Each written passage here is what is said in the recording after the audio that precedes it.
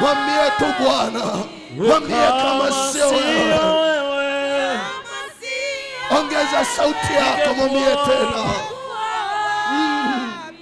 Yes, umejawa Bwana, umejawa na rehema, umejawa na rehema, nane kama sio wewe, ningekuwa wapi kama sio wewe? Mwambie tu Bwana, mwambie Yesu kama usingekuwa wewe. Ropo shakandarabako, risandarabakoria. Mwadhimishe kwa kinywa chako, mwadhimishe Bwana, mwadhimishe Bwana. Mtu wa Arusha, mwambie usingekuwa wewe Yesu.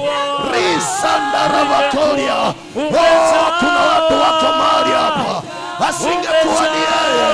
Ropo shakandarabako, risandarabakoria. Mwadhimishe Bwana, mwadhimishe Bwana. Risandarabakoria, rikandarabakoria, ropo shakandarabaka, rikandorisanda, ropo koshanda. Yesu, tunakuadhimisha e Bwana. Rikandarisanda. Endelea kumwadhimisha kwa kinywa chako. Orikanda, orisandarabakoria. Kuna watu wako mahali hapa wanajua kabisa, asingekuwa ni yeye wangekuwa wapi? Rikandarabakoria, oroboshaka. Endelea kumwadhimisha Bwana, endelea kumwadhimisha. Mwambie tu ninakushukuru. Mwambie kwa kinywa chako. Mwambie Yesu ninakushukuru. Ripo sakandarabakoria, risandaraba. Asingekuwa yeye rikondo ribosaka. Natamani kuona watu wanaomwadhimisha Bwana kwa kinywa vyao, kwa vinywa vyao. Ropokonda, rikanda. Yeye amekuwa mwema, yeye amekuwa mwaminifu. Rikanda rabakoria. Endelea kumwadhimisha, mwadhimishe tu Bwana. Rapakanda, risanda rabakoria. Rapakanda, rikonda raba, ribosa, rikonda, rapakanda. Kuna watu wako mahali hapa wanatambua kabisa, isingekuwa neema ya kwake, wakati mwingine wangekuwa wameshakufa, lakini kwa ajili ya neema ya kwake mpaka leo wanaishi. Ripokonda, oroboshaka. Endelea tu kumwadhimisha mtu wa mahali hapa. Orapakandaraba. Yesu, ndio Bwana. Wewe ni mwaminifu, Yesu. Umekuwa mwema e Bwana. Umekuwa mwema kwa ajili ya huyo mama. Ropokondarabaka, risandarabakoria, rapakanda. Wakati mwingine tunaweza tukawa tuna maneno mazuri ya kumwambia, lakini tumia hii nafasi kumwambia, baba yangu ninakushukuru. Wewe ni mwaminifu. Risandarabaka. nilichekwa sana, nilizarauliwa sana, lakini neema ya kwako ilinibeba. Repakanda, kuna wakati nilikataliwa, lakini wewe ulinikumbatia. Kuna wakati niliachwa, lakini wewe ulinisaidia. Wewe uliniwezesha, wewe uliniwezesha. Oropokonda risandarabaka orikandaraba. Endelea tu kumwadhimisha, endelea kumwadhimisha Bwana. Hatuna namna nyingine ya kumwelezea, ya kumwelezea, ya kumwelezea isipokuwa ni kumwadhimisha kwa vinywa vyetu, kwa vinywa vyetu. Yesu, Yesu, Yesu. Baba, Yes. mimi ninakuabudu. Yesu. Ndio Bwana. Baba, Ndio Bwana, ndio Bwana. mimi ninakuabudu. Mbele zako nainama.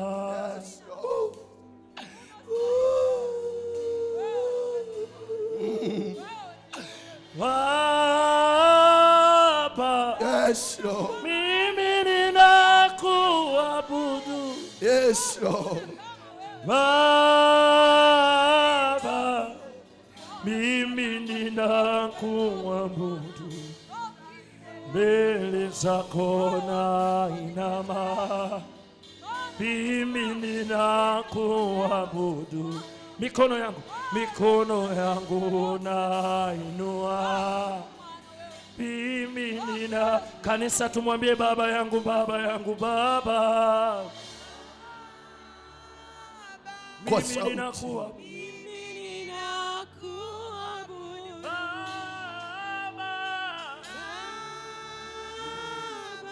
Mimi mbele zako nainama. Mimi mikono yangu Bwana wangu,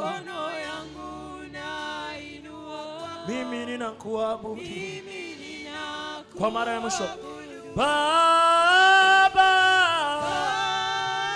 Yes, Lord. Mimi pase Bwana sauti ya Baba. Mimi mbele zako, mbele zako, mbele zako. Sina Mungu mwingine, mikono yangu Bwana.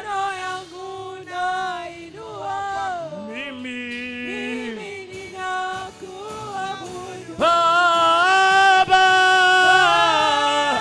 Yes, Lord. Mimi. Yes, Lord. Baba. Ndio Bwana, ndio Bwana. Mimi. Yes, Lord. Mikono yangu, mikono yangu, mikono yangu Bwana.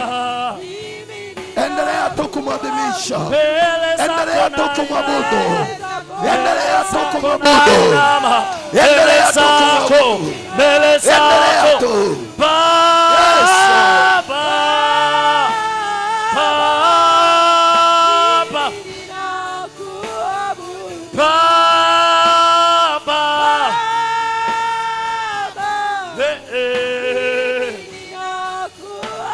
Mikono yangu nainua. Mimi mbele zako nainama. Sina Mungu mwingine ninayemsujudia ila ni wewe peke yako Baba yangu. Ni wewe peke yako Baba yangu. Baba. Oh. Jioni ya leo Baba yangu,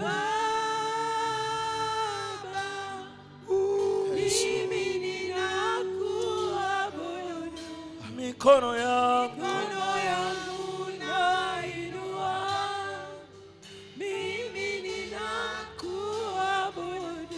mbele zako nainama. mbele zako juu ya familia yangu, mbele zako juu ya ndoa yangu, mbele zako juu ya watoto wangu. Yes, Lord.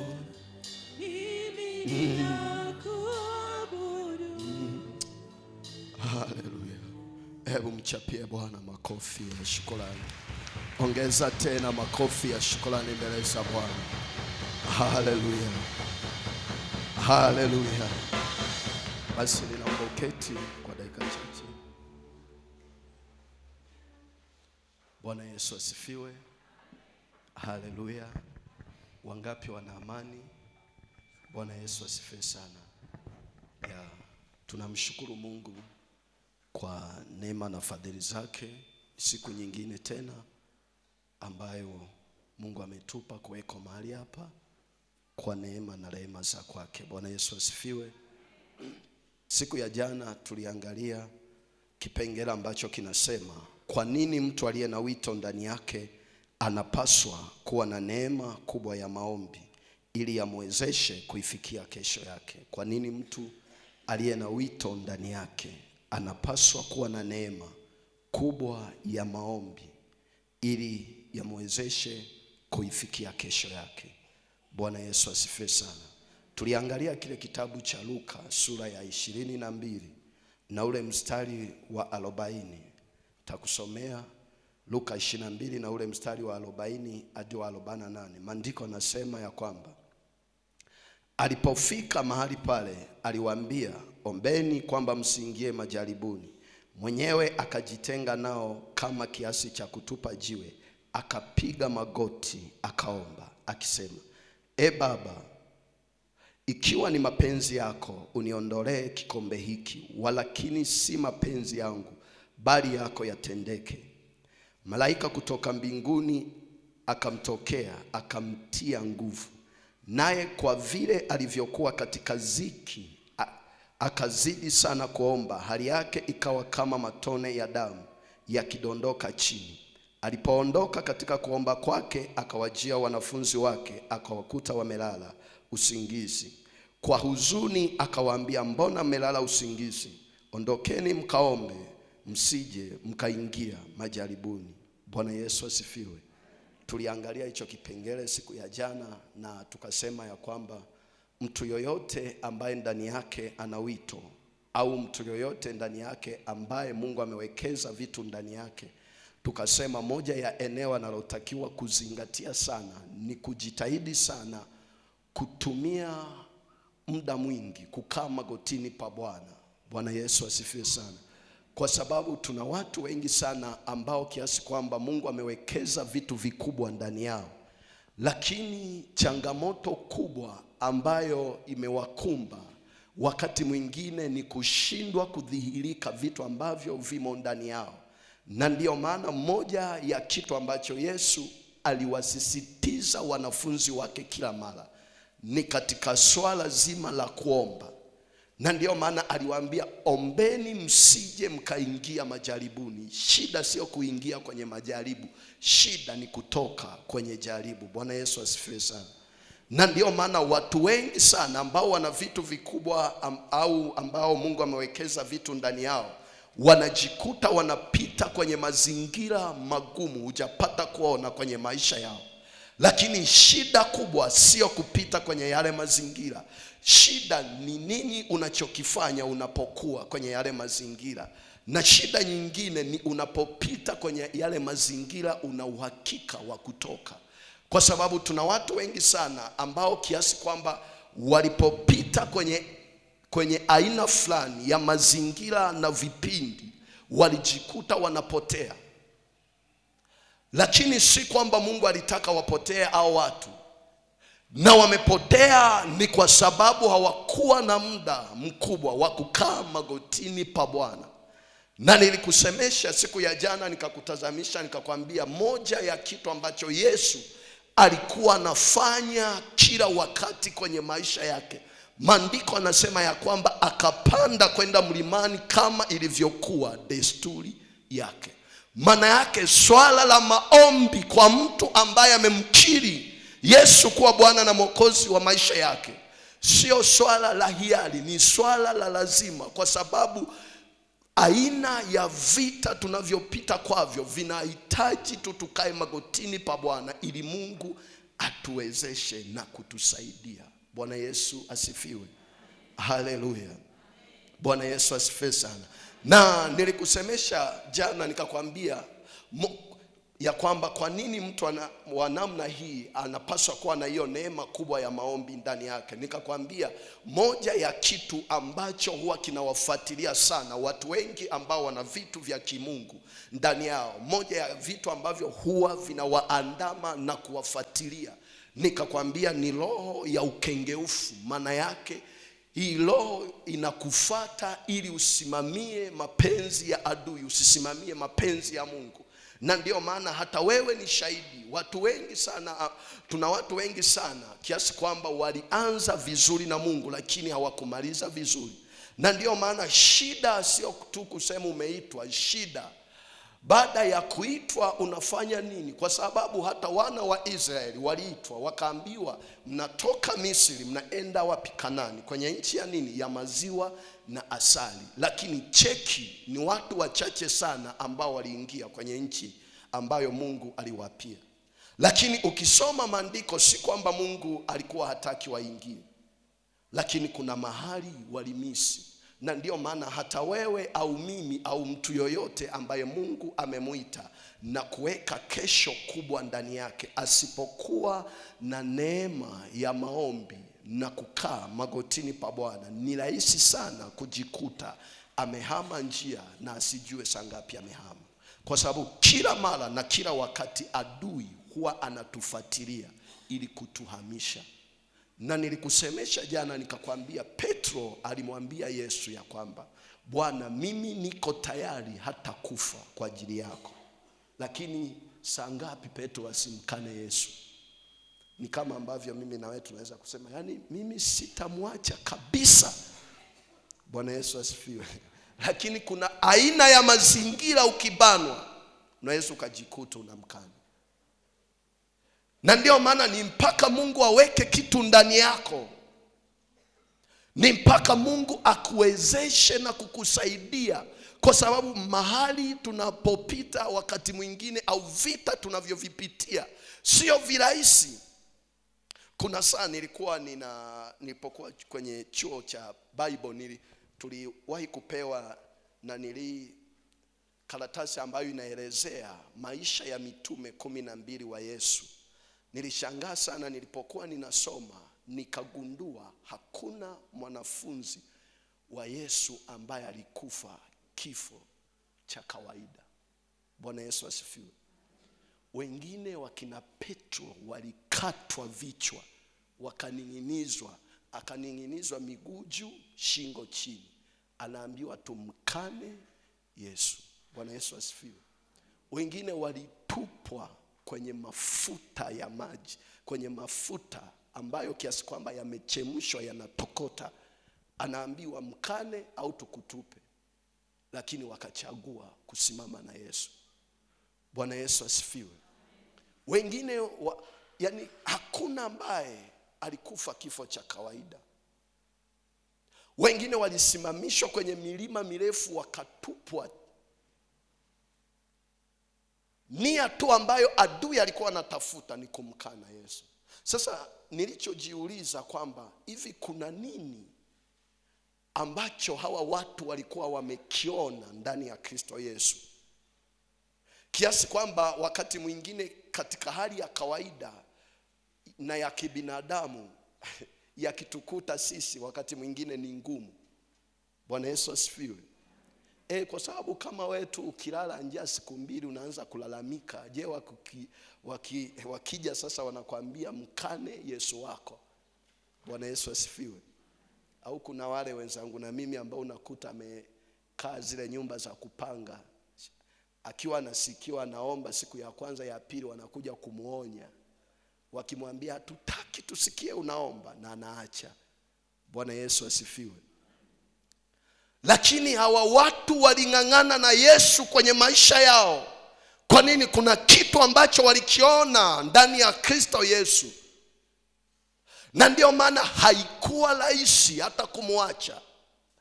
Na ndio maana hata sisi tunapoamua kusimama na Yesu, moja ya kitu kitakachotusaidia tufike kule ambako Mungu amekusudia kwenye maisha yetu, tunahitaji tukae magotini pa Bwana kwa ajili ya kuomba. Kwa sababu kuna wakati mwingine tunaweza tukajifariji kwa maneno ya vinywa vyetu ya kwamba hata kama nitapita kwenye njaa au kwenye changamoto sitakuacha Yesu. Lakini watu wengi sana yakiwakuta majaribu na magumu ya namna hii huwa wanajikuta wanahama. Bwana Yesu asifiwe. Ndio, kama ni ugonjwa tu, labda umetembezwa kwa watumishi ambao unawaelewa wewe, wamekuombea afu hujapona, mwisho wa siku tunakukuta upo kwa waganga. Bwana Yesu asifiwe. Na kumkana Yesu si mpaka kumwambia Yesu nakukana, au si mpaka kusema Yesu sikutaki, lakini matendo yako yanaweza yakamkana. Na ndio maana chochote unachokifanya kinaweza kikaashiria wewe upo wapi. Bwana Yesu asifiwe. Haleluya. Bwana Yesu asifiwe. Tunaelewana watoto wa Mungu? Kwa hiyo tulipita siku ya jana tukaangalia kwenye hilo eneo na tukasema kama kanisa na kama watoto wa Mungu tunahitaji neema sana ya kukaa magotini pa Bwana, haswa hizi nyakati, kwa sababu pia wana wengi wa ufalme nyakati hizi wanageuka kwa kinyume na ufalme. Na ndio maana ni ngumu kuelewa kama Mungu hajakupa neema ya kukaa magotini pa Bwana. Bwana Yesu asifiwe. Na siku ya jana tukaangalia kipengele kingine, tukasema moja ya vita pia ambayo huwa inamfuatilia ni roho ya kukosa kibali na mateso makali kwenye maisha yake.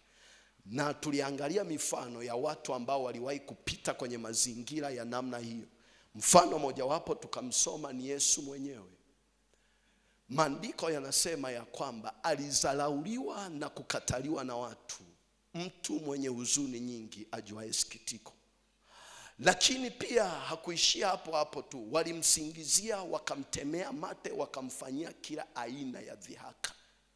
Na nikakwambia watu wengi sana ambao wamebeba vitu vikubwa na vya kimungu ndani yao, mara nyingi huwa wanajikuta hawapiti mahali pepesi.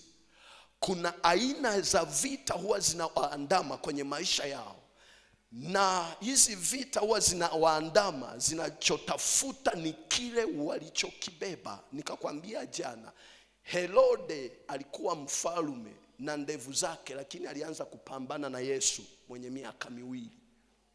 Sasa kikawaida mfalme mzima aanze kupambana na mtoto wa hapa ndo amezaliwa na miaka 2, anaanza kutafuta kumuua. Maana yake kuna kitu ambacho alikuwa anatafuta kuua ndani ya Yesu.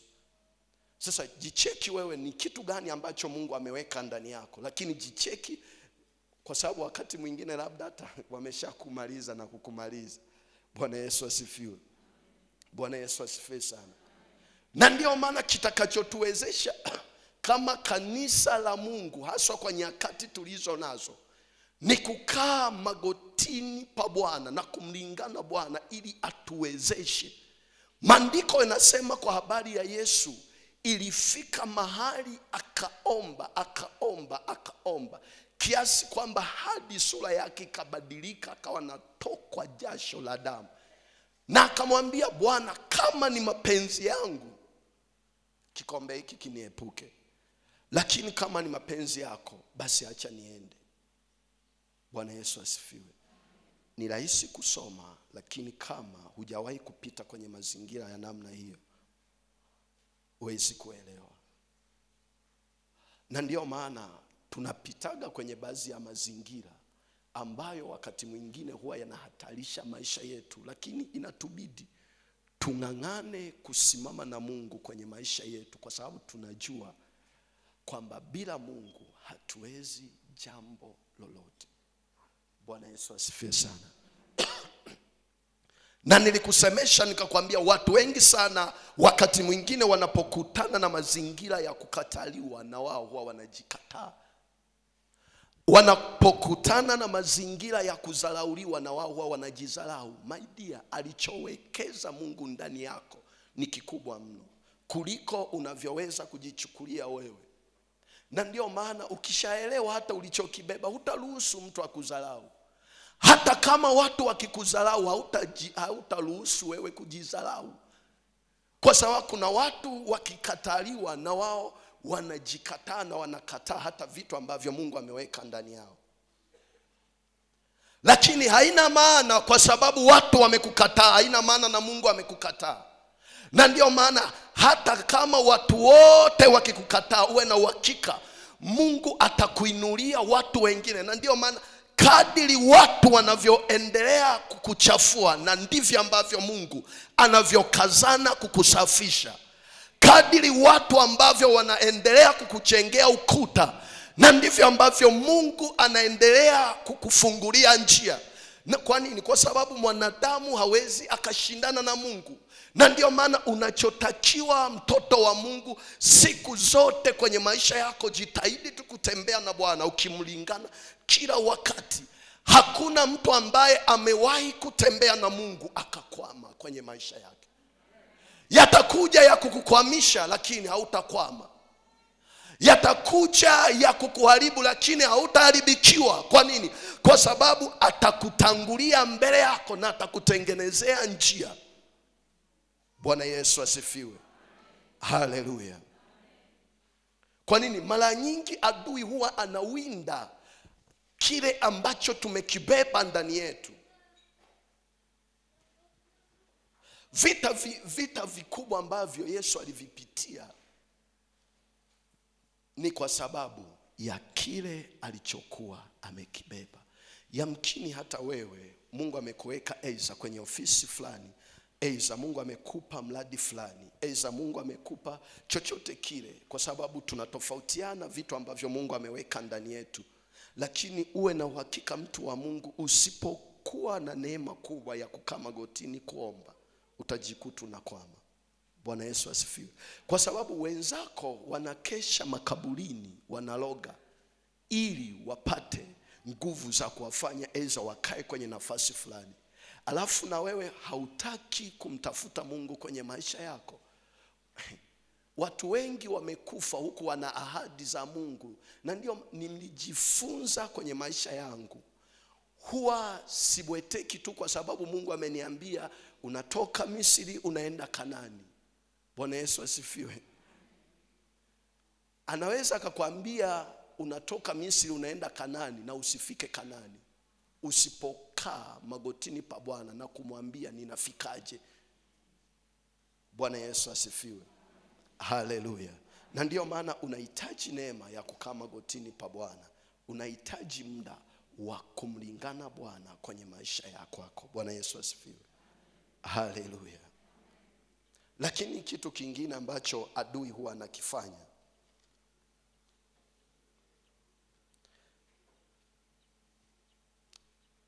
kwa sababu adui, andika pointi ya 3, kwa sababu adui siku zote huwa anahakikisha anakuwekea mipaka na mazuio ya kiroho ili usifikie kesho yako.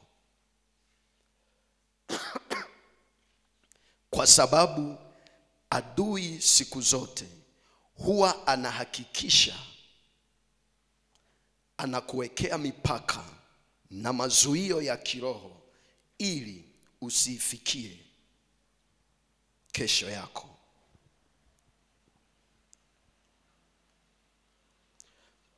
Tuandike na kile kitabu cha Hesabu sura ya 21 na mstari wa 21 hadi wa 24.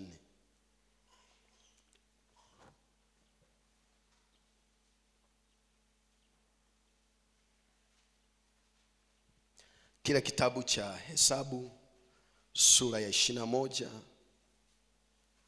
na ule mstari wa 21.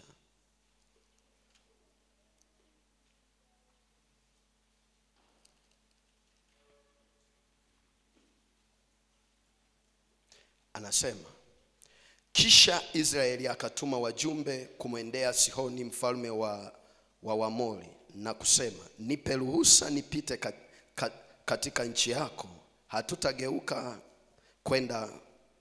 Hatutageuka kwenda mashambani wala kuingia katika mashamba ya mizabibu.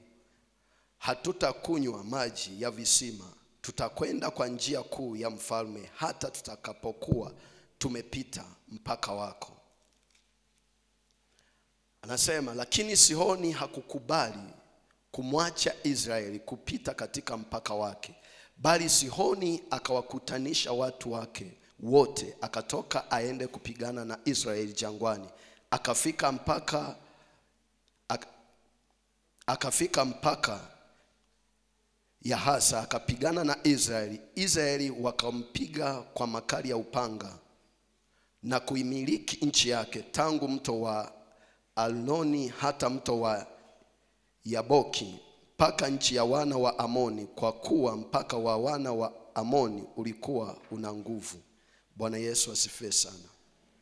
Haleluya. Ukisoma pia kwenye hicho kitabu cha Hesabu, ule mstari wa 33 hadi mstari wa 34, anasema, kisha wakageuka na kukwea kwa njia ya Bashani, na Ogu mfalme wa Bashani akaondoka apigane nao huko Edrei, yeye na watu wake wote. Bwana akamwambia Musa,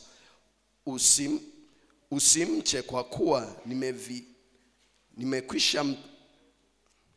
Bwana akamwambia Musa, usimche kwa kuwa nimekwisha mtia mkononi mwako na watu wake wote na nchi yake yote, nawe utamtenda kama ulivyowatenda Sihoni mfalme wa Waamori aliyeketi Heshboni. Basi wakampiga na wanawe na watu wake wote, hata wasisaze kwake mtu yeyote, nao wakaimiliki nchi yake. Bwana Yesu asifiwe. Haleluya. Nimesema kwamba mara nyingi mtu ambaye ana wito ndani yake, moja ya kitu ambacho adui huwa anaachilia kwake, huwa anahakikisha anamwekea mipaka na mazuio ya kiroho. Sasa hii habari ambayo nimekisomea ni habari ya wana wa Israeli. Walikuwa wanatembea wakiongozwa na Musa ambaye alikuwa kiongozi wao kwenda kwenye nchi ambayo Mungu aliwaapia. Na moja ya changamoto ambazo walikutana nazo njiani ni mipaka. Maana yake maadui zao walikuwa wanawazuia kupita. Na kwa nini walikuwa wanawazuia kupita? Walikuwa hawataki waende kule ambako Mungu amewakusudia wafike. Na ndio maana mara nyingi sana walikuwa wanapigana nao mpaka ambapo wanawashinda, ndipo ambapo wanavuka kwenda ng'ambo nyingine. Lakini ukija kufuatilia kitu ambacho kilikuwa kinasababisha wakutane na hawa maadui wawazuie kuvuka, ni kwa sababu ya ile ahadi ambayo ilikuwemo ndani yao. Na ndio maana kwa ajili ya ahadi ambayo walikuwa nayo, maadui zao mara nyingi walikuwa wanawaandama na kuwawekea mipaka na mazuio. Na lengo la mipaka na mazuio ni kukufanya usifike kule ambako Mungu amekukusudia. Na ndio maana hata pia kuna watu wakati mwingine mko mahali hapa, Mungu amewekeza vitu vikubwa na vingi ndani yenu, lakini tukikucheki au kijitazama, unaona kabisa kuna kitu kimesimama, kimezuia maisha yako. Na kama kuna zuio ambalo limekaa kwenye maisha yako, mtu wa Mungu nisikilize, hautakaa kunyanyuka, ni mpaka upigane uling'oe ili uendelee na safari. Kwa sababu hawa watu ilibidi, walienda kuwaomba, wakamwambia tupe ruhusa tupite, na wakamwambia kwamba hatutakunywa maji wala hatutakaa katika nchi yako. Lakini wakawazuia, wakagoma kuwapa ruhusa. Na walichokifanya, wakakusanya majeshi yao. Kwa nini walikusanya majeshi yao? Ni kwa sababu walitaka kuwazuia wasipite, na njia ilikuwa ni ile ile ambayo Mungu aliwaambia kupita. Na kwa sababu njia ilikuwa ni ile ile, ilibidi wapambane ili waweze kuvuka na kwenda ambako Mungu amewakusudia. Na ndio maana hata wewe kuna baadhi ya maeneo au kuna baadhi ya vitu, kama unafahamu ndani yako kuna uwekezaji wa Mungu ambao Mungu amewekeza ndani yako. Nimekusemesha moja ya kitu ambacho adui huwa anakifanya, anakuwekea mazuio ya kiroho. Lengo lake ni ili usinyanyuke. Lengo lake ni ili usisonge mbele. Lengo lake ni ili usifike kule ambako Mungu amekukusudia. Lengo lake ni ili ubakie pale pale. Bwana Yesu asifiwe. Tuna watu wengi wamekufa na vitu vikubwa ndani yao. Tuna watu wengi wamekufa lakini Mungu akiwa amewekeza vitu ndani yao. Kwa nini? Kwa sababu hawakujua cha kufanya. Na utajueje kwamba kwenye maisha yako kwamba kuna zuio? Kitu cha kwanza ambacho utaangalia kwamba utajuaje. Kitu cha kwanza, unakuwa mtu mwenye bidii na kazi lakini hauna matokeo. Maana yake unatumia nguvu kubwa aidha kutafuta, lakini matokeo unayozalisha ni vichache. Na ndio maana tuna watu si kwamba hawafanyi kazi, wanajituma mchana na usiku, lakini ukija kucheki ukalinganisha bidii yao na kile wanachokifanya ni vitu viwili tofauti. Maana yake ni lazima kuna uonevu. Hujawahi kuona mtu ana kampuni au ana mradi wowote ule, unakuta ana bidii kubwa ya kukusanya malighafi na kupangilia watendakazi seti zote na kufanya kazi kwa bidii, lakini unakuja kuona hadhalishi kitu chochote kwenye kampuni yake. Kampuni yake anajitahidi aidha kupata tenda, kupata vitu mbalimbali, lakini hakuna au haoni kupiga hatua yoyote kwenye kampuni yake. Lakini ukija kwenye maandiko, Mungu hajatumbia hivyo. Maandiko anasema Mungu wetu anatupandisha utukufu hadi utukufu. Kwa nini wewe ubaki pale pale? Maana yake Mungu hajakuumba ili ubaki kwenye aina moja ya maisha. Na unapoona unatumia nguvu kubwa kukusanya lakini matokeo ni machache, jua kabisa kuna uonevu kwenye maisha yako. Na ndio maana ukisoma hata kitabu cha Hagai sura ya 1 mstari wa 6, anasema mmepanda vitu vingi lakini mkavuna vitu vichache. Na kuna mahali anasema na yeye apataye mshahara anapata mshahara ili kutia katika nini? Katika mfuko uliotoboka. Bwana Yesu asifiwe. Sasa jicheki, kwa sababu wana wengi wa Mungu wanatumia nguvu kubwa kukusanya, lakini ukija kuwapima kwenye matokeo wanayozalisha ni tofauti na nguvu wanayoitumia. Watu hawajanielewa. Hamkumuelewa Petro alipomwambia Yesu, tumefanya kazi ya kuchosha usiku kucha tusipate kitu. Maana yake Petro alitabika usiku kucha kutafuta, lakini hakuna alichokizalisha. Usiku mzima alikuwa anafanya kazi ya uvuvi, lakini ukija kumpima kwenye matokeo hakuna kitu alichopata hata kidogo. Na ndipo mpaka pale ambapo Mungu alisema naye akamwambia, tupa nyavu zako tena. Maana yake kuna watu wako mahali hapa, na ndio maana tusipokuombea siku ya leo utabaki pale pale, kwa sababu moja ya kitu ambacho shetani anakifanya haswa kwa watu ambao Mungu ameweka vitu vikubwa ndani yake, anawazuia ili wasinyanyuke. Na unajua wakati mwingine anapokuzuia wewe usifikiri anakuzuia wewe tu, anazuia hata watu walioko nyuma yako, kwa sababu unapokwama wewe hauishi tu kukwama, wanakwama na mpaka wale wanaokutegemea. Haujawahi kuona mtu au mzazi ana watoto, adui akishashambulia eneo la uchumi, uwe na uhakika kuna mahali hata watoto watakwama. Bwana Yesu asifiwe. Haleluya. Sitakuja kusahau kitu kimoja kwenye maisha yangu. Labda tunatofautiana tulikotoka. Siku moja mama yangu alitupikia chakula kama watoto, Alipopika chakula akatutengea tukala, lakini nikashangaa sana simuoni mama anakula. Tukala tukamaliza, tukanawa na tukakaa, lakini mama nikamuona amekaa pembeni. Tulikuwa bado wadogo. Nikamuuliza, mama, mbona we haujala? Mama akaniambia, niliona chakula ni kidogo, ikabidi niwaachie watoto wangu mle. Kati ya kitu sitakuja kusahau kwenye maisha yangu ni hicho. Maana yake kulikuwa na kitu ambacho adui alikuwa ameweka kwenye familia yetu, na si kwamba wazazi walikuwa hawatafuti vitu. Walikuwa na bidii ya kutafuta vitu, lakini wanazalisha vitu vichache, na wakati mwingine wanajinyima ili tule. Lakini Bwana Yesu asifiwe, ambao hatujawahi kupitia hayo maisha Mungu awabariki. Bwana Yesu asifiwe. Lakini wenzetu hapa tumepita kidogo kwenye maisha yenye changamoto. Sasa mara nyingi sana shetani wanahakikisha anakuzuia ili usinyanyuke, na anapokukwamisha haishi tu kukukwamisha wewe. Anapokukwamisha wewe, maana yake hata walioko nyuma yako wanakwama.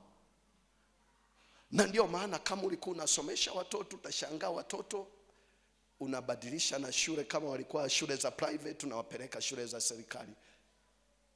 Kwa nini? Kwa sababu adui kuna kitu na mbaya zaidi, Mungu akiona hata watoto wako Mungu ameweka vitu vikubwa ndani yao, atajitahidi kukupiga wewe ili akukwamishe kwanza wewe, na unapokwama wewe wanakwama na watoto.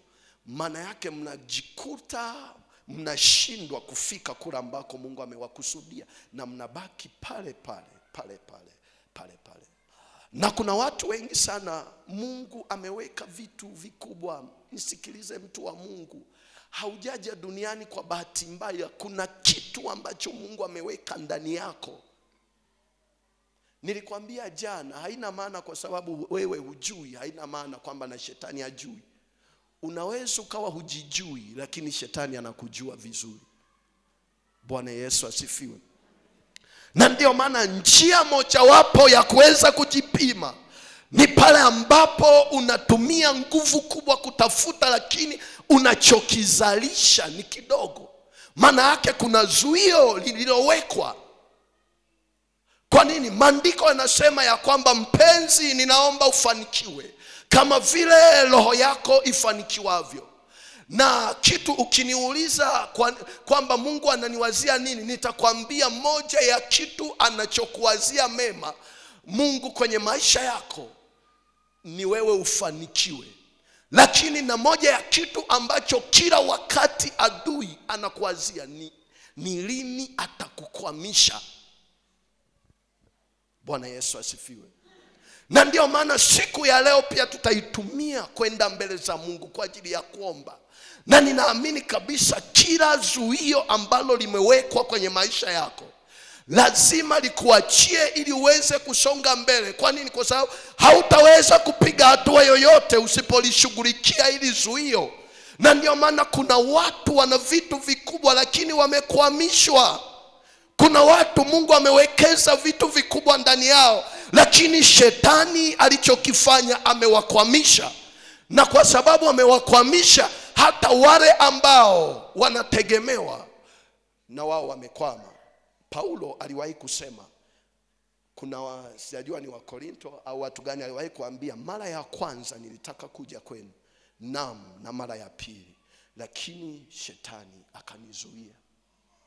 Bwana Yesu asifiwe. Maana yake adui alimzuia Paulo asiende kwa wale watu mara ya kwanza na mara ya pili. Na unaelewa kitu gani? Wale ambao walikuwa wanatarajia Paulo awapelekee alichokibeba hawakukipata. Na Paulo alichotakiwa kukipeleka kwa hao watu alizuiliwa. Bwana Yesu asifiwe. Na ndio maana kufunguliwa kwako au kuwa kwako, mnisikilize, wakati mwingine kuna watumishi wa Mungu si kwamba hawawezi kujitolea, isipokuwa wamekwamishwa. Watatoa nini kama wamekwamishwa? Kuna watu wanampenda Mungu si kwamba wataki kutoa, Lakini wamekwamisha. Kama adui amekwamisha maisha yako, utakuwa na kitu gani cha kutoa? Utakuwa na kitu gani? Au utakuwa na chochote? Na ndio maana ni mpaka uombe Mungu akupe neema ya kukufungua na kuondoa kila madhuio yaliyokaa kwenye maisha yako. Kuna watu tangia waanzishe makampuni hayajawahi kupiga hatua, hayajawahi kuinuka, hayajawahi kuendelea. Na ukituuliza kwamba labda ni mpango wa Mungu, tutakwambia hapana. Kwa nini? Kwa sababu Maandiko anasema, mpenzi, naomba ufanikiwe. Maana yake moja ya kitu anachokuwazia Mungu kwenye maisha yako ni wewe ufanikiwe kwenye maisha yako, ni wewe ufanikiwe kwenye uchumi wako, ni wewe ufanikiwe kwenye huduma yako. Lakini jicheki kama unaona kupiga hatua. Wakati mwingine tukikutananga kama wapendwa, tunaonekana tuko vizuri, lakini ninaamini kabisa kuna watu wakibakigi peke yao wanalia. Bwana Yesu asifiwe. Bwana Yesu asifiwe sana. Sasa na mbaya zaidi, wengine familia ambazo tumetoka. Ninakumbuka siku moja baba yangu alikuwa ananipiga, aliponipiga nikaanza kulia, akaniambia wanaume hawaliagi. Bwana Yesu asifiwe.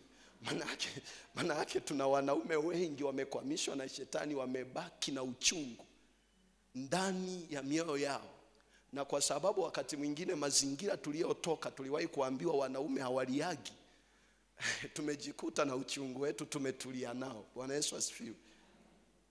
Kwa sababu wakati mwingine hatupiti kwenye mazingira mepesi. Fikiri shetani akikukwamisha, maana yake familia yako italala njaa, hautaweza kuihudumia. Na ndio maana ni muhimu sana kuomba, ni muhimu sana kutafuta uso wa Mungu, kwa sababu kuna watu wanakutegemea kufanikiwa kwako wewe. Na ndio maana kesho yako yamkini imebeba na kesho za wengine. Na ndio maana kupiga kwako hatua kutaiwezesha na familia yako iendelee. Bwana Yesu asifiwe. Na unajua adui akishakukwamisha, ameshakwamisha na walioko nyuma yako. Lakini tunamwamini Mungu. Ninachokiamini, Mungu hajawahi kutuacha. Tunapomtafuta yeye na kumlingana kwenye maisha yetu, hajawahi kutuacha. Na ndio maana hata siku ya leo, kila zuio, kila mipaka ambayo adui ameiweka kwenye kataa, mtu wa Mungu usilizike. Unajua kuna watu imefika mahali mpaka wameona tu wakubaliane na hali. Kwa sababu kakutana na mtu mmoja anasema, yani mimi mtumishi, nimepita kwa watumishi wengi wakubwa unaowajua wewe. Nikamwambia, mama, unisikilize, shida ulikuwa unatafuta watumishi, ulikuwa umtafuti Mungu. Kwa sababu kuna watu wamewapa nafasi watumishi kwenye mioyo yao kuliko Mungu. Na ndio maana watumishi wakishindwa wanazani na Mungu wao ameshindwa.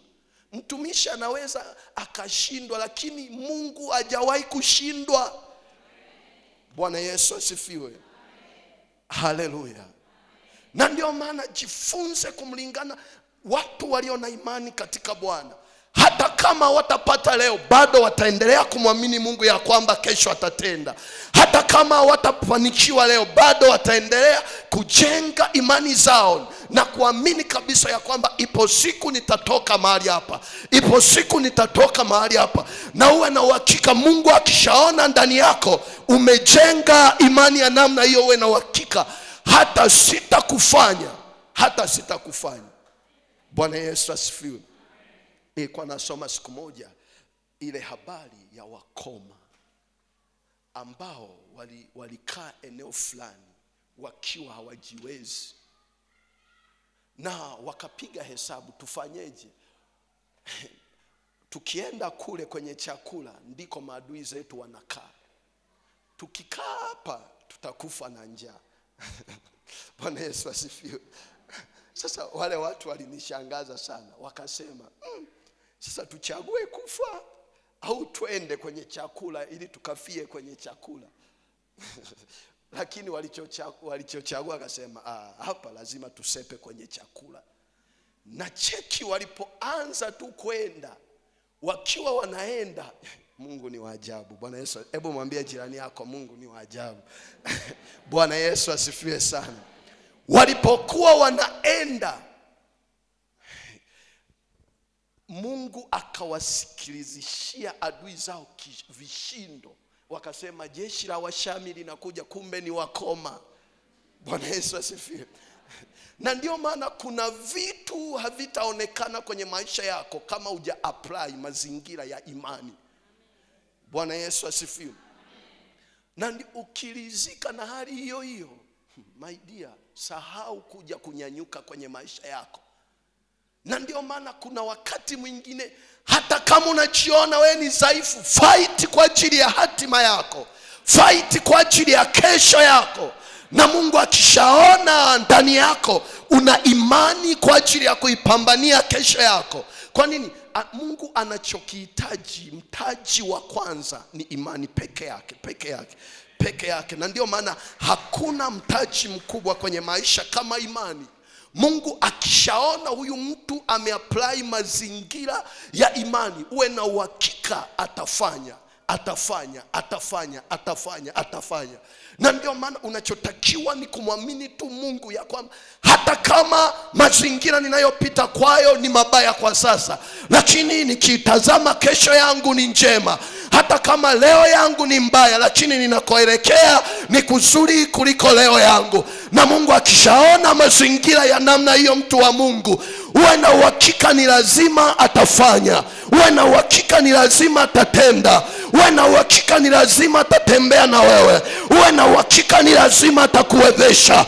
Uwe na uhakika ni lazima atakusaidia. Na ndio maana hata kama maadui zako wakuchengee maboma, wakuwekee mazuio, wakuwekee ukuta, wakuwekee maboma, Mungu wetu hajawahi kushindwa. Mungu wetu hajawahi kuzuiliwa.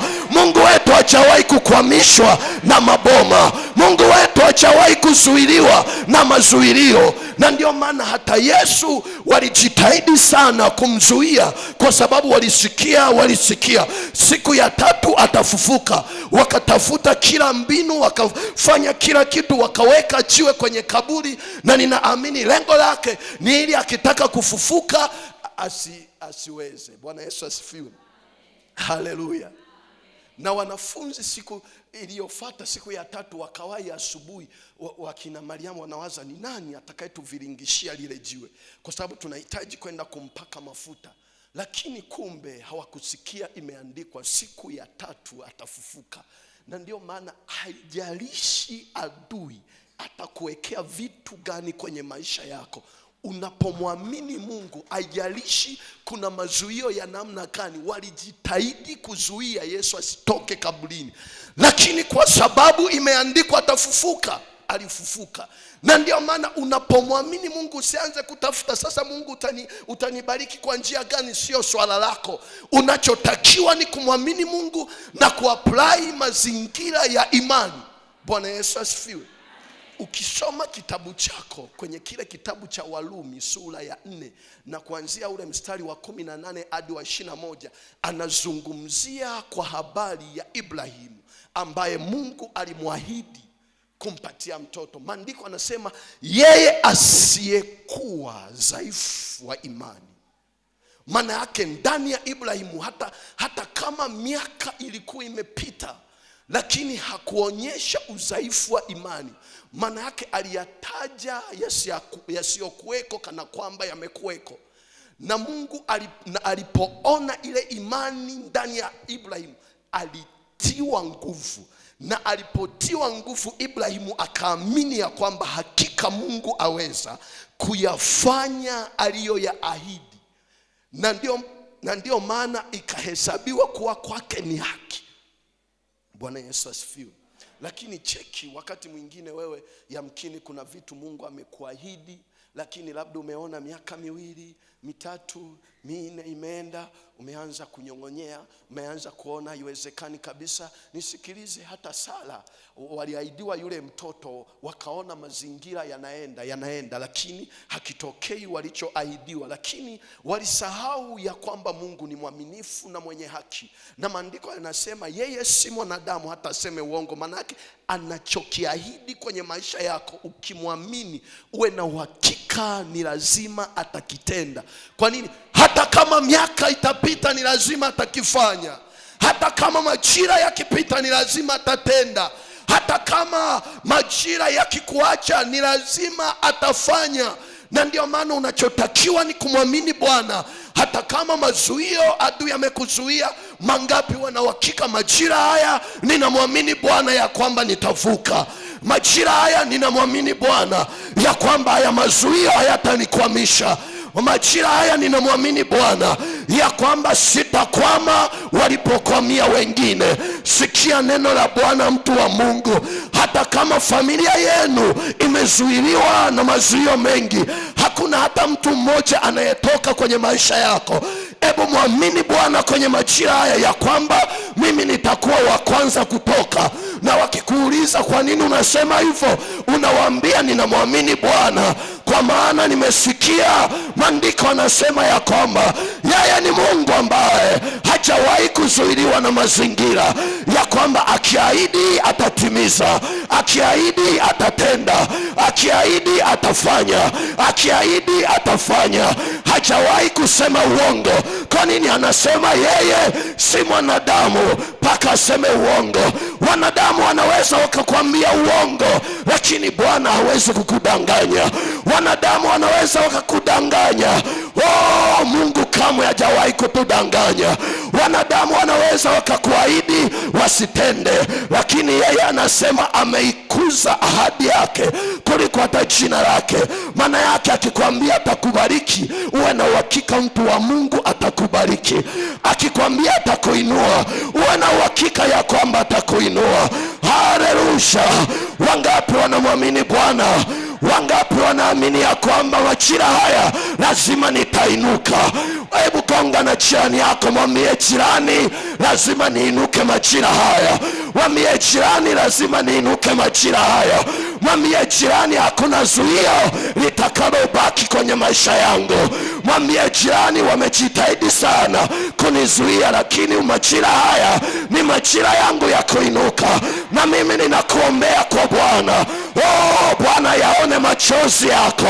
Bwana yaone machozi yako. Umeomba kwa muda mrefu sana, Mungu hajafanya. Ninakuombea majira haya Bwana na wewe akupe kicheko. Ninakuombea majira haya Bwana na wewe akupe ushuhuda. Ninakuombea majira haya Bwana na wewe akakutangaze ya kwamba wewe ni mbarikiwa, wewe ni mbarikiwa, wewe ni mbarikiwa, wewe ni mbarikiwa, wewe ni mbarikiwa. Na maandiko anasema ya kwamba aliyowabariki Mungu amewabariki, aliyowabariki Mungu amewabariki. Haleluya, haleluya! Wangapi wanaamini ya kwamba lazima nitainuka, lazima nitainuka, lazima nitainuka, lazima nitainuka? Haleluya, haleluya! Na mimi ninakuombea kwa Mungu aliye hai. Wakati mwingine umekuwa unaomba kwa muda mrefu, umekuwa unamkumbusha na ile ahadi, ukimwambia Baba, na mimi nifanyie kicheko, na mimi nifanyie kicheko. Uwe na uhakika hata Hana alizarauliwa sana na mke mwenzake, lakini ilifika mahali alipoumimina moyo wake mbele za Bwana. Bwana alimfanyia kicheko na akasema ya kwamba kila atakayesikia atacheka pamoja na mimi. Na mimi ninakuombea kwa Bwana, yule Bwana aliyetupa neema ya kuja mahali hapa. Ninakuombea akakufanyia kicheko. Ninakuombea akakuwezeshe na wewe. Ninakuombea akakusaidie na wewe. Ninakuombea akakutetee na wewe. Ninakuombea akakupiganie na wewe. Ninakuombea majira haya akakuone na wewe. majira yakakuone na wewe, majira yakakusaidia na wewe. Majira haya neema ya Bwana ikawe juu yako, neema ya Bwana ikawe juu yako, neema ya Bwana ikawe juu yako, neema ya Kristo ikawe juu yako.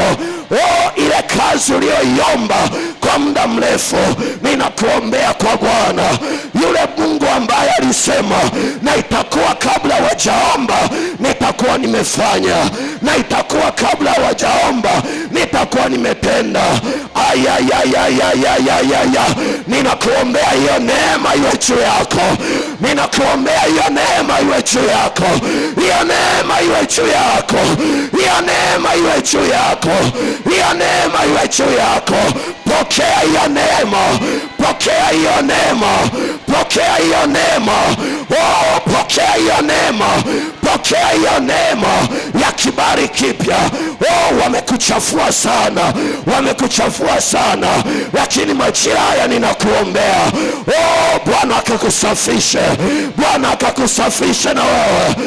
Rapakanda, Bwana akakusafishe na wewe, Bwana akayaone machozi yako, Bwana akayaone machozi yako, Bwana akayaone machozi yako. Umelia kwa muda mrefu, risanda, risanda, risanda. Wakati mwingine umekata tamaa, rikandarabakolia.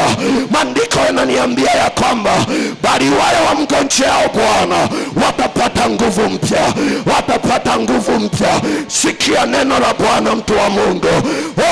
Kwenye uchumi wako Bwana akakuinue tena, Bwana akakuinue tena, Bwana akakuinue na wewe, Bwana akakuinue na wewe, Bwana akakuinue na wewe, Bwana akakuwezesha na wewe, Bwana akakuwezesha na wewe. Haleluya, haleluya. Wangapi wanamwamini majira haya Bwana? Wangapi wanamwamini Bwana ya kwamba majira haya Bwana atatenda jambo? Wangapi wenye imani hapa? Haleluya. Na ninakuombea hiyo neema iwe juu yako, iwe juu yako, iwe juu yako mama, iwe juu yako mama, iwe juu yako mama. Hiyo neema iwe juu yako. Isiishie kwako tu, bali pamoja na watoto wako. Isiishie kwako tu, bali pamoja na uzao wako. Isiishie kwako tu, iwe pamoja na kazi za mikono yako. Maandiko yanasema ya kwamba yeye ni Mungu ambaye atabariki kazi za mikono yetu. Yeye ni Mungu ambaye atabariki kazi za mikono yetu. Na aliyebarikiwa amebarikiwa, aliyebarikiwa amebarikiwa. Ropo sanda, risanda, risanda. Akikubariki Bwana hakuna atakaye kulaani. Akikubariki Bwana hakuna atakaye kulaani. Yesu alimwambia Ibrahimu ya kwamba atakaye kubariki amebarikiwa, atakaye kubariki amebarikiwa. Na mimi ninaitamka hiyo neema iwe juu yako na kwenye kizazi chako. Atakaye kubariki amebarikiwa. Risanda rabakoria, ropo korinda, rikonda, risanda, ropo korinda. Kwenye kampuni yako neema ya Bwana iwe juu yako. Kwenye hiyo kampuni yako neema iwe juu yako, iwe juu yako, iwe juu yako. Na nguvu za Roho Mtakatifu ziwe juu yako, ziwe juu yako, ziwe juu yako, kwa jina la Yesu. Haleluya. Yesu, nasikia neema ya ajabu sana. Nasikia neema ya ajabu mahali hapa. Nasikia neema ya ajabu. Nasikia neema. Nasikia neema. Nasikia neema ya ajabu. Yesu. Yesu. Yesu.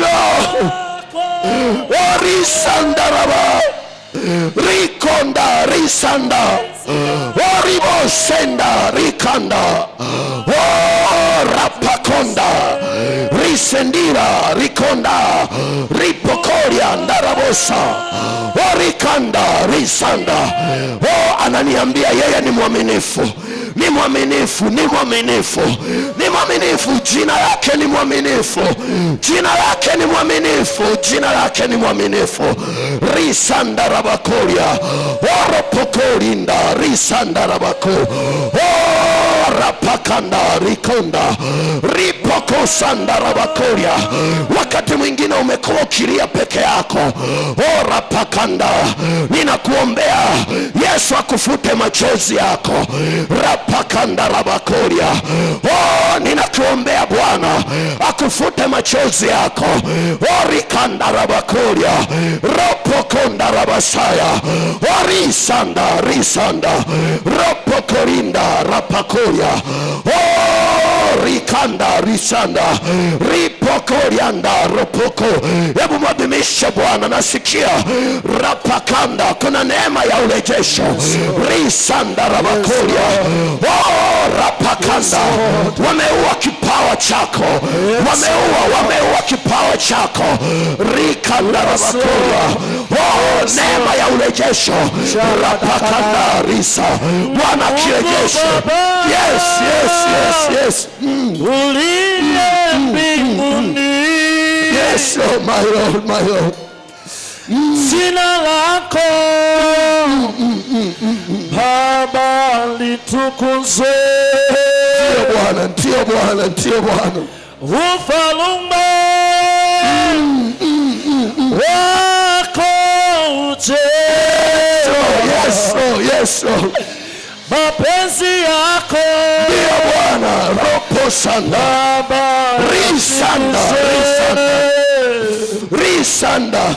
Mungu Baba, mwabudu Bwana, mwabudu Bwana, mwabudu Bwana, mwabudu Bwana, mwabudu, mwabudu.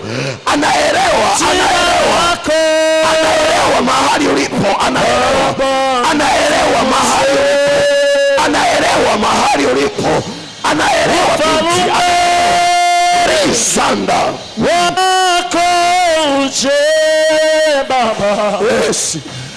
Mapenzi yako Baba yatimizwe. Karibu Baba yangu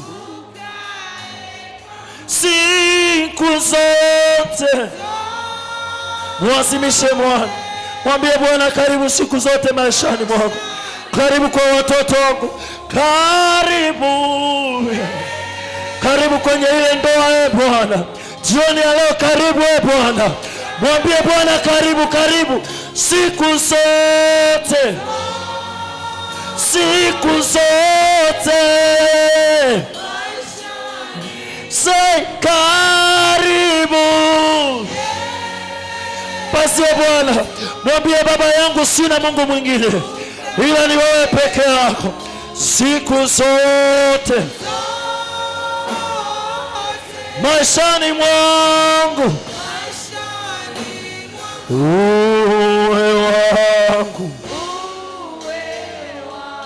Endelea kumwadhimisha Bwana. Uwe wangu Yesu, kwenye hii ndoa Bwana, kwa watoto wangu. Uwe wangu Yesu,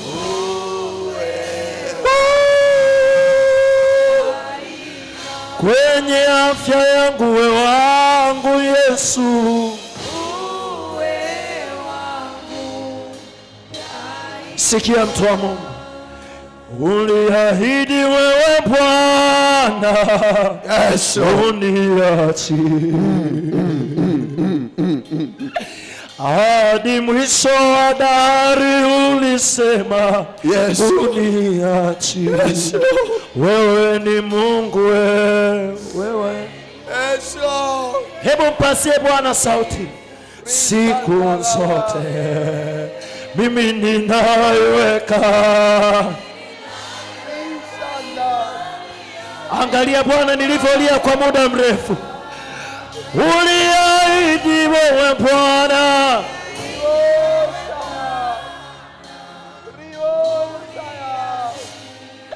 hadi mwisho wa dahari.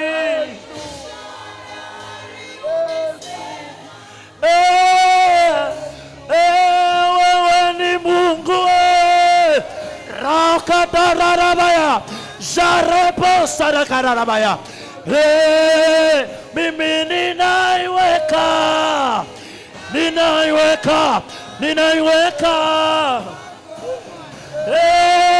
uliahidi wewe Bwana, uniache hadi mwisho wa dahari. Uniache, wewe ni Mungu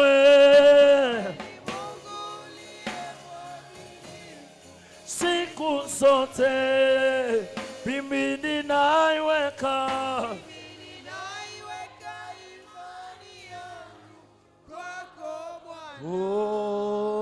Nyosha mikono yako juu. Nyosha mikono yako juu. Nyosha tu mikono yako. Yes, Lord. Yes, Lord. Yes, Lord. Kuna watu Mungu anawatafuta. Watu Mungu anawatafuta. Kuna watu Mungu anawatafuta. Kuna watu Mungu anawatafuta. Holy Ghost, Holy Ghost. Risa. Ribosaya. Oh, rapasekana. Risa ndarabako. Yes, Lord. Yes, Lord.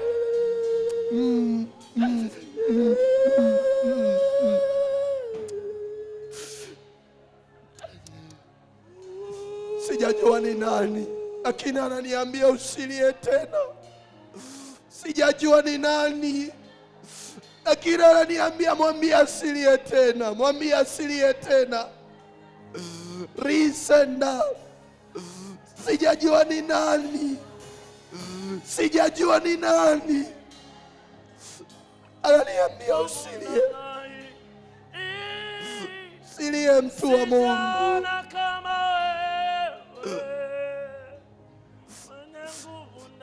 Silie. Baba, sijaona mwenye uweza kama wako. Sijaona anayeweza kuitetea familia yangu kama wewe. Sijaona wa kuitetea ile ndoa kama wewe Bwana. Sijaona wa kushughulika na watoto wangu kama wewe. Sijaona Bwana wangu. Sijaona Bwana wangu. Sijaona Bwana wangu. Sijaona Bwana wangu. Rada baba shale kadabaya. Peke yako ninakuamini, peke yako ninakutukuza. Sijaona kama wewe Mungu wangu, sijaona kama wewe Baba yangu, sijaona kuitetea huduma yangu. Ndugu zangu wako pembeni wakisubiria nianguke, lakini bado sijaona kama wewe. Sijaona kama wewe kuwatetea watoto wangu kule shuleni waliko, kila sehemu walipo. Sijaona Bwana, sijaona Bwana, sijaona Bwana, sijaona Bwana, sijaona Bwana. Oh, sijaona kama wewe, sijaona.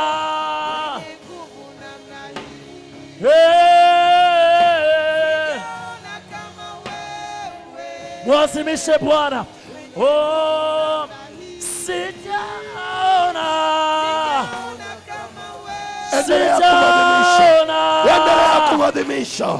Kwenye hayo machozi, kwenye ile ndoa ambayo unakuwa ukilia kwa muda mrefu. Leo Bwana anaiponya. Leo Bwana anaiponya. Oh, sijaona. Yes, Lord. Yes, Lord. Yes, Lord. Endelea, usichoke. Rapaka. Kuna watu masuio yanaondoka. Kuna masuio yanaondoka. Kuna masuio yanaondoka. Kuna masuio yanaondoka. Raposhaka. Oh, rapaka. Risandaraba. Sijaona kama wewe mwenye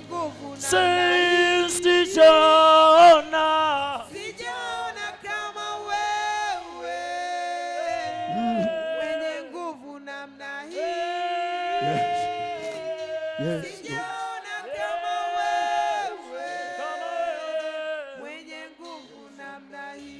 unastahili, unastahili kuabudiwa, unastahili wewe Yesu, unastahili kuabudiwa, unastahili, unastahili kuabudiwa, unastahili. Endelea, endelea, endelea. Rapaseka. Endelea tu kumadhimisha. Risanda rabako. Yes. Yes. Risekanda. Ni wewe na Mungu. Ni wewe na Mungu. Litache linalokusumbua. Litache linalokunyima usingizi. Litache mbele za Bwana. Risanda rabakoria. Oh, rikanda rapaka. Mweleze Bwana, mweleze Bwana, mweleze Bwana, mweleze Bwana, mweleze. Yuko mahali hapa, yuko mahali hapa, yuko mahali hapa. Mweleze Bwana, mweleze Bwana. Rapakanda rabakoria. Oh, mweleze tu Bwana, mweleze Bwana, mweleze Bwana. Orikanda risonda. Oh, rapakanda risanda ravakoria. Oripaka mtu Arusha. Mweleze Bwana, mweleze Bwana. Oropokonda rapakanda ravaseka. Risanda ravakoria. Ropokonda risanda. Rikonda ripa. Endelea kuomba, endelea kuomba. Yes, yeah. Kuna watu Bwana anawahudumia. Kuna watu anawahudumia. Kuna watu wanaohudumia. Nasikia neema ya urejesho, neema ya urejesho, neema ya urejesho, ya urejesho, ya urejesho, ya urejesho, ya urejesho, ya urejesho, ya urejesho. Rapakanda raba. Oh, risanda. Oh, rapakanda ripokonda. Walikuvua vazi lako, walikuvua vazi lako. Rapakanda. Oh, Bwana anakuvalisha vazi jingine. Bwana anakuvalisha vazi jingine, jingine. Bwana anakuvalisha, Bwana anakuvalisha vazi jingine. Ropokorinda. Oh, rapakanda risanda. Oh, rapakanda. Oh, kuna mtu ambaye biashara yake imekwama. Rapakanda. Bwana ananiambia, oh, anainua tena, anainua tena, anainua tena biashara yako, anainua tena kampuni yako, anainua tena mradi wako. Rapakanda. Oh, risandaraba. Ropokorinda. Rapakanda. Oroboshakanda. Risandaraba koria. Oripakanda. Oropokorinda. Endelea kuomba, endelea kuomba. Oh, rapaka. Yes, Lord. Yes, Lord. Endelea, endelea. Endelea kuomba. Endelea kuomba. Endelea kuomba. Endelea kuomba. Yes, Lord. Yes, Lord. Ndio Bwana, ndio Bwana. Ndio Bwana, ndio Bwana. Oh, sanda risa. Risanda, risanda. Risanda, risanda.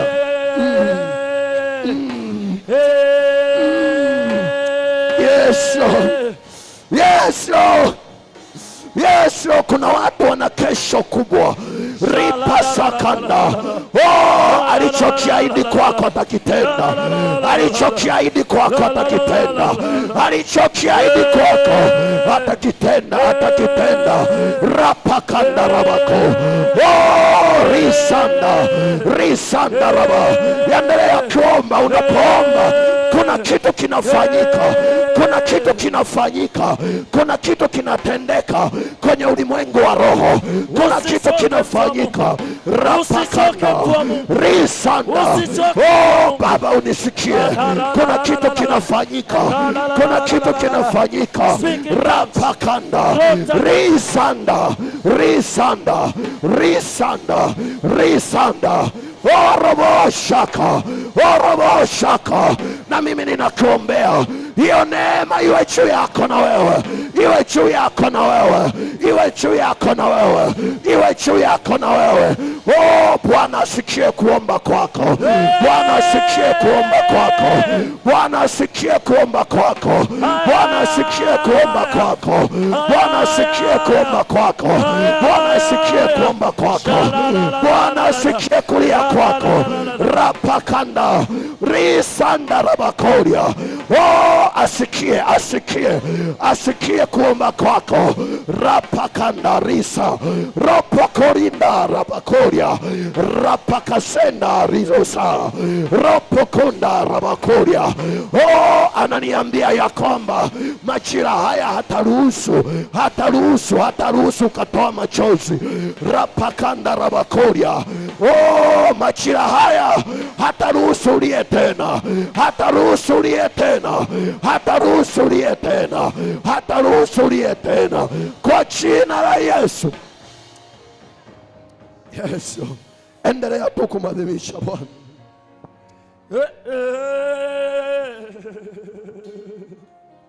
I glorify your name, Holy Spirit.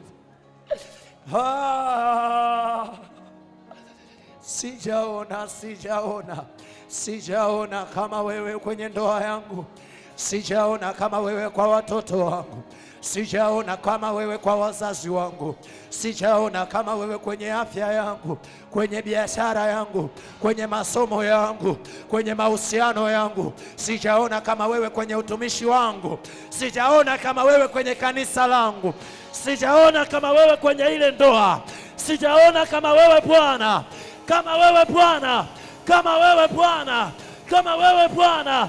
Mwambie Baba, sijaona, sijaona namna unavyowapigania watoto wangu, sijaona kama wewe mwenye nguvu namna hii. Sijaona kama wewe. Naweza mpazia Bwana sauti zaidi ya hapo.